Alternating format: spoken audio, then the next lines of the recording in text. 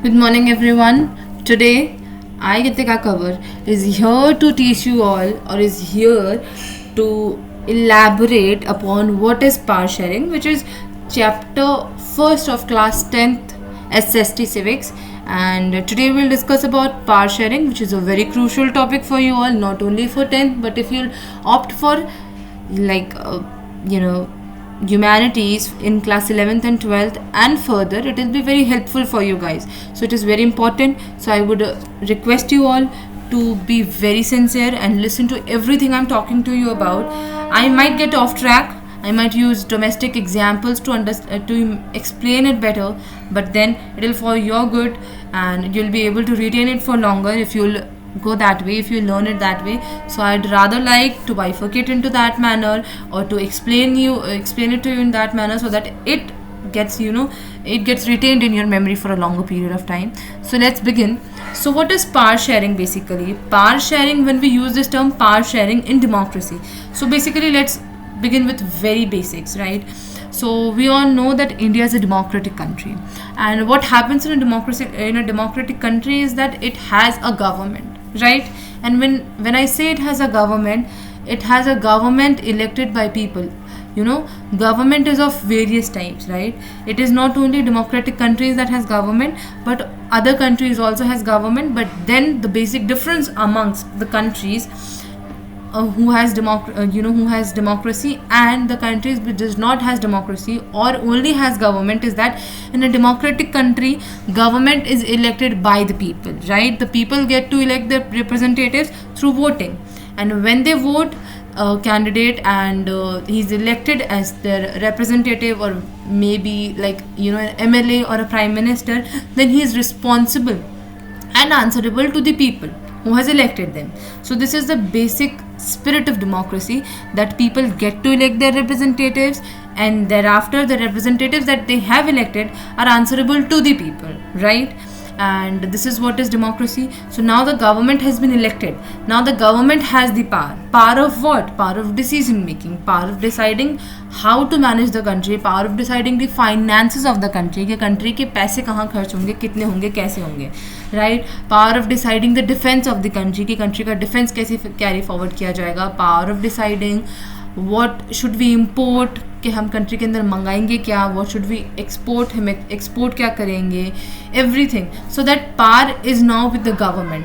Now अगर किसी भी एक इंसान के पास में सारी पावर आ जाएगी, तो हाईएस्ट चांसेस हैं कि वो जो पावर है उसको मिसयूज़ किया जाए.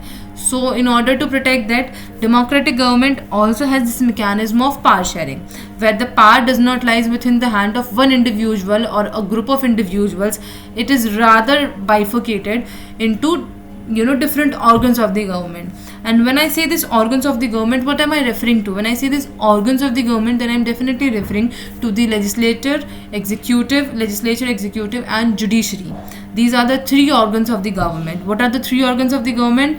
Legislature, executive, and judiciary, right? These are the three organs of the government amongst whom this power has been divided, right? And this is the overview of this chapter, power sharing. Now when we say power sharing, what are we referring to is something that I've told you guys, right? Now I told you that democratic government has the power sharing mechanisms, most probably. So now what is a democracy, or what is a democratic government? So democratic government is a one which follows democracy, ठीक है? democratic government वो होती है जो कि democracy को follow करती है. Now इससे हम एक सवाल पे आते हैं कि democracy आखिर है क्या? मैम आप बार बार बोल तो रहे हो democracy, democratic government, democracy के अंदर ये, democracy के अंदर वो, आखिर ये democracy चीज़ है क्या? So democracy ऐसी एक ऑर्गेनाइजेशन है रादर, ठीक है, जिसके अंदर क्या होता है, लोग जो हैं वो वोट देते हैं अपने रिप्रेजेंटेटिव्स को, ठीक है, और वो अपने प्राइम मिनिस्टर्स, एमएलएज और मिनिस्टर्स को चूज़ करते हैं, right? Directly prime minister choose नहीं करते हैं वो इंडिया के अंदर, ठीक है, लेकिन अपने रिप्रेजेंटेटिव्स को चूज़ करते हैं कि भाई ये हमारे लिए जाके आगे हमारे बिहाफ पे डिसीजंस लेगा हमारे लिए। और ऐसा हम क्यों करते हैं? क्योंकि इन कंट्रीज़ लाइक इंडिया, जहाँ पे इतनी like highest populated country of the world, इतनी पॉपुलेशन है, तो हर एक इंडिविजुअल अगर डायरेक्टली जाके अपना से देगा कि भाई ये पॉलिसी इनिशिएट होनी चाहिए या नहीं, या ये डिसीजन होना चाहिए या नहीं, या ये अमेंडमेंट होना चाहिए या नहीं, तो it's gonna be like a hectic process. ये पॉसिबल ही नहीं हो पाएगा, इट्स नॉट प्रैक्टिकली पॉसिबल। सो इसके लिए वे आउट क्या निकाला गया कि सब लोग तो डिसीजन ले नहीं सकते, तो क्यों ना हम ऐसा कोई मैकेनिज्म बनाएं जिसके अंदर सब लोग मिलके अपने लीडर्स को चूज़ करें, जो कि जिन पे उनको फेथ हो कि ये हमारे लिए ठीक डिसीजंस लेंगे, इन्हें हमारी प्रॉब्लम्स का अंदाज़ा है, दीज आर द पीपल जो कि हमसे ही उठ के गए हैं और हमारे लिए बेटर सोच सकते हैं, ज़्यादा एक्सपीरियंसड है, ज़्यादा एजुकेटेड है, जो भी रीजंस हो, तो वो अपने रिप्रेजेंटेटिव्स को चूज़ करके आगे भेजते हैं। फिर वो रिप्रेजेंटेटिव जाके डिसाइड करते हैं कि कोई पॉलिसी बननी चाहिए या नहीं, या कोई लॉ जो है वो बनना चाहिए या नहीं, या कोई अमेंडमेंट होना चाहिए या नहीं कॉन्स्टिट्यूशन के अंदर। ये सारी चीज़ें वो लोग डिसाइड करते हैं, ठीक है। सो this is the very spirit of democracy कि जो लोग हैं वो वोट दें और अपने रिप्रेजेंटेटिव्स को चूज़ करें, राइट। अब तक तो हम सोचते थे कि भाई, जैसे कि हमने बचपन से देखा है, हमारे पेरेंट्स जो हैं वो वोट करते हैं, उसके बाद में हमें पता चलता है okay this is up now, voting के बाद में ये इनको मेजॉरिटी मिली, इनको सबसे ज़्यादा वोट मिले, तो ये बन गए हमारे देश के प्राइम मिनिस्टर, या ये बन गए हमारे स्टेट के CM. So this is what we have heard of, ठीक है। लेकिन कभी आपने सोचा है कि सभी कंट्रीज़ के अंदर ऐसा होता है?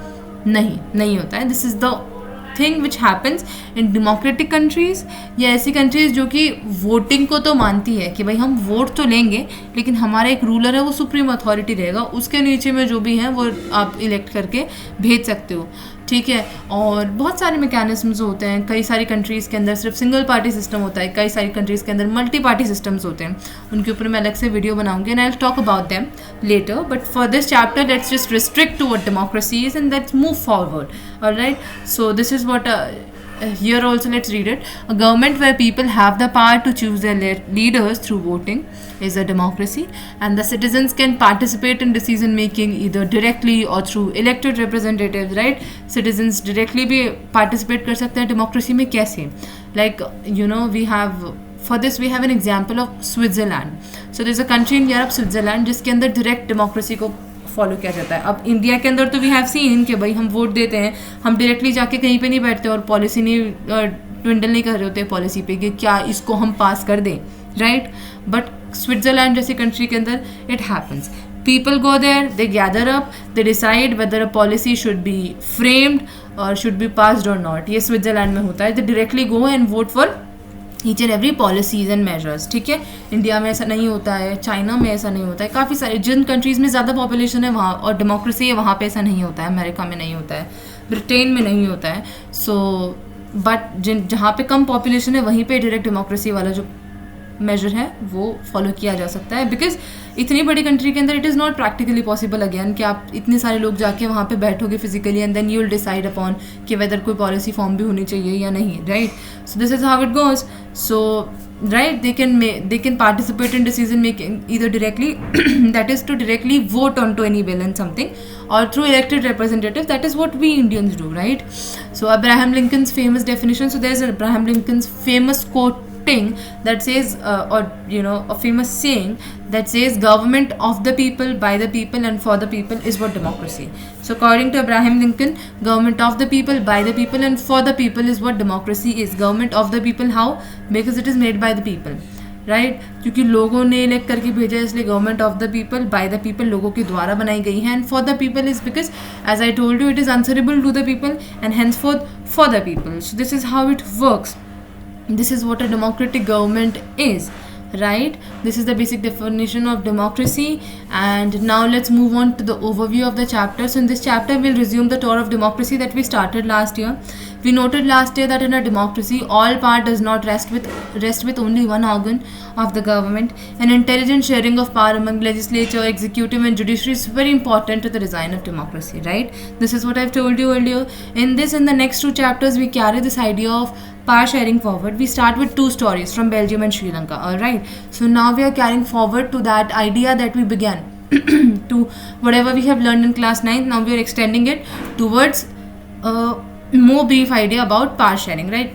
Like a more elaborate idea about power sharing. Alright, now we have started with discussing two stories about Belgium and Sri Lanka and about their complexities, whatever they faced and however they've dealt with it, and what are the results and what are the current situation of those countries based on all those policies and measures that they adopted to deal with the same sort of complexities rather. So both of these stories are about how democracies handle demands for power sharing, and the stories yield some general conclusion about the need for power sharing in democracy. This enables us to explore various forms of power sharing, which will be discussed in the following two chapters, right? I guess I should move forward now. Move forward to what? To the story of Belgium and Sri Lanka. Now, the case of Belgium. What happened with Belgium? So, Belgium is a very small country. Let me give you context about Belgium. What is Belgium? How is Belgium? What is the problem with Belgium? Alright. So, Belgium is a small country in Europe and smaller in area than that. The state of Haryana. Right. Like this is Belgium. You can see here in this green. Right. This is Belgium, and it is surrounded by, or it is bordered by, Netherlands, France, Luxembourg, Germany. These are the countries that are bordering this Belgium, right? Now, it has area smaller than that of Haryana, right? Its geographical area is even smaller than that of the state of Haryana. It has bordered with France, Netherlands, Germany and Luxembourg. It has a population of little over 1 crore, about half of the population of Haryana. So it has population, its population is also lesser than that of the Haryana, lesser than half of the population of Haryana. The ethnic composition of this small country is very complex, and the ethnic composition here means people, here that the population of this country, Belgium, is basically divided into complex linguistic groups. Alright, that is of Dutch, French and Germans. These are the three major linguistic groups of Belgium: Dutch, French and Germany. And now it has very complex distribution within the state. And one thing which is very interesting is that जो distribution इसका पूरे country wise है, right, पूरे country के अंदर है, उससे opposite distribution जो है इसका वो किसके कैपिटल सिटी में है.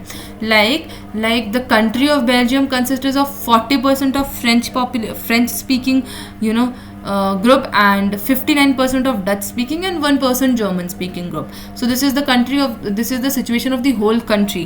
पूरी country wide में जो है this is the situation कि 40% French speaking and 59% Dutch speaking है. So here Dutch is in majority throughout the country and French is in minority, right? Dutch is in majority throughout the country. Now when it comes to Brussels now let's read it first. So of the country's total population, 59% live in the Flemish region and speak Dutch. So of the country's total population, 59% people obviously speak Dutch, and 40% live in Wallonia region and speak French. Remaining 1% of the Belgians speak German. In the capital city, Brussels. Now, in the case of Brussels, it's completely opposite. In the countrywide, Dutch had the majority. Now, when it comes to the capital city, Brussels, 80% speak French. Now, here, 80% people, the minority in the country is in majority in the capital, right? French इसमें 80% है, while 20% are Dutch speaking people. So this is the problem, right? जो country में majority में है वो capital में minority में है. So this is one of the complexities of Belgium. Alright, now here is this map which talks about communities and regions of Belgium. You can see like wherever Brussels capital region is there, Walloon, French speaking people, Dutch speaking people in yellow and German speaking people in this stripy area. So this is the geographical representation basically, so that we can get an idea ki what is the overall concentration of linguistic groups throughout the country. Alright, now what was the conflict? The minority French speaking community was relatively rich and powerful. This was resented by the Dutch speaking community, who got the benefit of economic development and education much later. So the minority French speaking community was relatively rich and powerful. This was resented by the Dutch speaking community, right?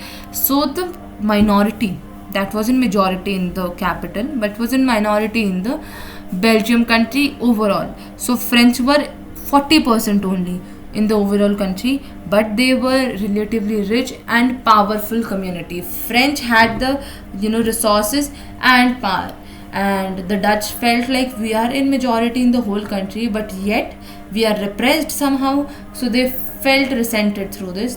They got anguish, right? Who got the benefit of community who got the benefit of economic development and education much later. So the Dutch speaking community got this benefit of economic development and education much later, rather being in majority throughout the country. This led to tensions between Dutch speaking and French speaking communities during the 1950s and 1960s, and due to this the tension rose, right? Tensions rose in the country in 1950s and 1960s. The tension between the two communities was more acute in Brussels, and in Brussels, as we have known, that the economic strife was there, intense in Brussels, right? क्योंकि वहाँ पे French majority में थे and throughout country French minority में थे. So the tension was more acute in Brussels. Brussels presented a special problem. The Dutch-speaking people constituted a majority in the country but a minority in the capital, right? This is what I've told you. So this was the overall conflict. ये सारी problem थी Belgium के अंदर. Now we'll discuss the case of Sri Lanka.